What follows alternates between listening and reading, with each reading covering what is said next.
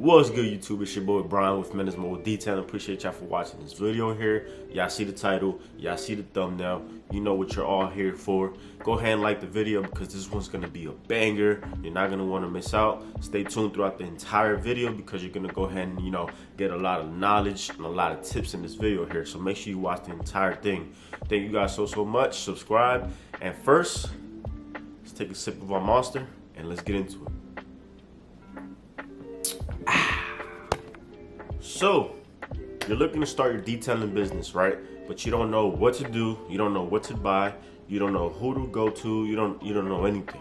Well, that's why you're here on my channel, right? I'm gonna go ahead and help you guys get started. So I'm gonna go ahead and give you guys 5 actionable tips, meaning you can literally do all 5 of these things right this second to help you move the needle forward and start taking action and start executing and not coming up with excuses. So sit back, relax, enjoy the video. Let's go. Let's get started with number 1. So the first thing that I want you guys to do is go ahead and scout your area, right? Look up car detailing in your area and just look at people's reviews, look at their websites. You got to do some market research, right? So before you get into the market, you got to do some research to see kind of like your competitors, right? And your competition in your area to see, hey, can I beat this guy? Or what is this guy implementing that I could probably do for my business? So that's something that I first heavily, did when I first got started.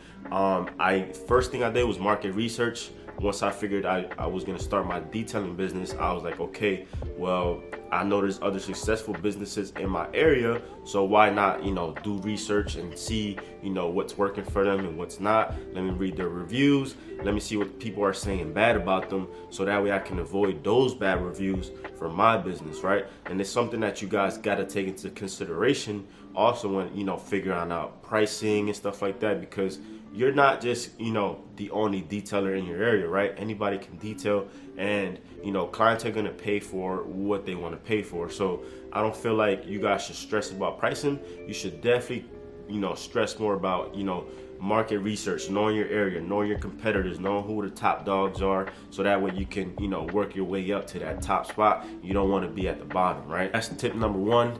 Do your market research. Research people in your area and know your competitors, know people in your areas, and you might eventually become friends with them over time. Tip number 2 is gonna be work for another detailer in your area. Right now, this is gonna seem a little bit, I guess, skeptical to some people, but if you approach it the right way, it won't be, right? So something that I, heavily invested on as well when I first got started was doing this, and I reached out to, I said, about 5 detailing businesses in my area, and I'm talking about detailing. You gotta look for small businesses, carpool, all these like car wash places, like corporate, big companies. They do not count. Like I have a lot of people that say, hey, I worked at carpool, I have experience detailing. No, you don't, buddy. No, you don't. So, just keep that in mind. You want to actually work for someone who's actually doing detailing, like stuff that you want to do for your business, right? I'm pretty sure you don't want to have a freaking machine going and all this 20 people washing cars and stuff like that. So you want to go ahead and work for an actual small business that's, detailing and stuff like that, because the amount of knowledge, the amount of experience, the amount of time, the amount of headaches that are you're gonna save down the long run, it's gonna be all worth it. Now, I'm not saying go work for another detailer and just steal everything that they're doing and implement it into your business, or steal their clients, or kind of get into dirty stuff like that. But I do recommend you guys work for somebody else. All right, so when I first got started, I didn't know how to detail, right? Just like you might not know how to detail right now, but you watch all the videos, you kind of have a concept on how to do things, right? But until you actually get your hands dirty and you actually get out there, you're not actually ever gonna actually know how to really detail. So with that being said, this is why I'm saying and I'm recommending you guys work for somebody else, because you're gonna learn so much faster. You're gonna avoid so many mistakes because that person is gonna pass their knowledge on to you. So when I first got started, this is what I did. I reached out to about 5 detailing, businesses in my area. I'm not gonna mention any other names, but I do have several videos, mentioning other details and stuff like that. But I reached out to at least 5 of them, and I knew they were actually legit because I did my market research. I went on Instagram, I went on Facebook, I went on Google, and I made sure these people were all legit and they were actually running a legit business. Now, this is also something very important that you should keep in mind, is that, if these people do teach you how to do certain things, to not always get stuck with that, just that one thing, because there's a lot of different variables and stuff like that, a lot of different methods to do that one thing. But it's very important that you don't just get stuck on this is the only way to do stuff, right? When I first got started, that's what I did. I worked for somebody else, and over time I just got comfortable with detailing. I knew what I was doing, and it was all thanks to that person, because they took the time out to train me, to teach me properly, and to make sure that I was satisfying their customers to a high level. And then I went ahead and implemented that on my own. So if you are going to do something like that, just be upfront with the person, right? I would respect you a lot more as a business person. Me, myself, I would respect a person more if they come up to me and say, hey, Mendez, I want to start my own business. I really don't know where to start. I don't even know how to detail, man. But I see you doing your thing, and I look up to you in some way. Give that person the praise, right? You got to, show them that you respect their business, right? Like, hey, I see what you're doing. I see what you did. I want to go ahead and implement something sort of like this. Do you mind, if I come work for you, for a few months and stuff like that, just to, give me a head start in this business, right? And I would definitely be down to help. Me as a business owner, it's a win-win, right? I get to mentor somebody. They get to help me detail cars. It's a, good relationship. Over time, you get to potentially see that person grow. Now, not everybody's going to be successful, right? Not everybody's actually going to get their business started off the ground, right? But it's also not impossible. So it's definitely more than possible. You can make it happen, but you just got to make sure that you're being upfront with the person, so that they don't feel like they're being taken advantage of, and they don't feel like you're trying to stare their clients or be sneaky and stuff like that. All right, tip number 3 is going to be create social media pages, right? So you're gonna want to create a Facebook account. You're gonna want to create an Instagram account. If you want to use Snapchat, use a Snapchat account. If you want to use LinkedIn, make sure you make an account. And most importantly, make sure you get that Google account, because you're gonna want to make a Google My Business account to get reviews, and it'll be a lot easier for clients to find you through your Google My Listing. So you're gonna want to go ahead and upload your profile picture or your logo or whatever. Make sure you have those accounts locked and loaded, ready to go, so that way you can start just posting on there. That way people know who you are, what your business name is, so it's a lot easier to find you. And I just want to quickly sneak in, my business page is Mendez Auto Detail on Instagram.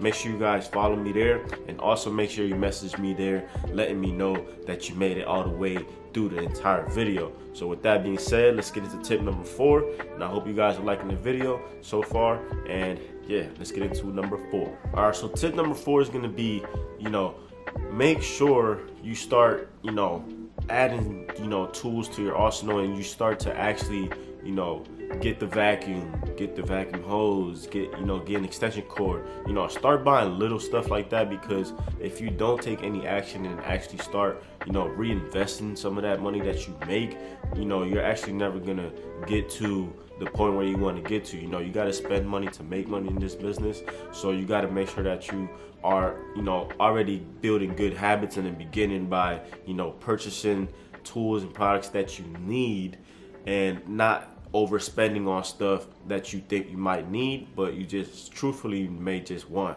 right? And that's a big problem that I see with a lot of detailers when they first start out, is, they overbuy, they overspend. And, I feel like, keep it simple, stupid is the best answer to that. Just simply buy what you need. All you need is a vacuum.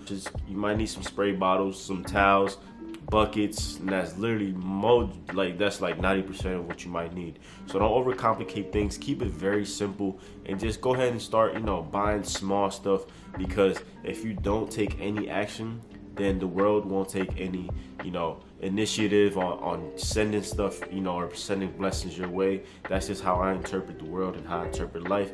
The more you take action, I guess the more luckier you get, or the more stuff, starts to come your way. And it's because you're in action, you're in vibration, and you're flowing with the earth and the world. So it's very important that you take action, you guys. Don't just sit there and just, hope everything just falls on your lap, because it won't work out that way. Just, take action, take action, take action. All right, so tip number 5 is going to be right here, right? This is tip number 5 for y'all. So quite simply, I just want to tell y'all, invest in knowledge, right? Invest in yourself and invest in knowledge. Now, I've bought courses, I've read books, I listen to podcasts. I always try to keep learning, watching other detailers. You're watching this now, so you're actually learning, which is a great thing, right? But you actually want to, expand your mind, expand your mindset, and just, continue to grow and feed your brain, because, you being on your phone all day on TikTok is not really beneficial, right? So just set aside 10 minutes. It's usually what I do. 10 minutes, open a book, read it. Once the timer's done, boom, you could go back to playing 2K. You could go back to going on TikTok. But put yourself first. Put your knowledge first, because that's going to take you a long way down the line. But yeah, that's going to be the end of this video here. Hopefully you guys enjoyed it. Hopefully I helped you guys, take action and not keep making up excuses. And I guarantee you, if you try at least 2 of these 5 things, you're going to thank me later, so sit back. So, if you have to, go ahead and rewind the clips. Just watch the video all over again. And, hopefully, it helped you, take action instead of, just sitting around and just waiting for stuff to happen for you. So like, comment, share, subscribe, you guys. I'll catch you guys in the next one. Let's go.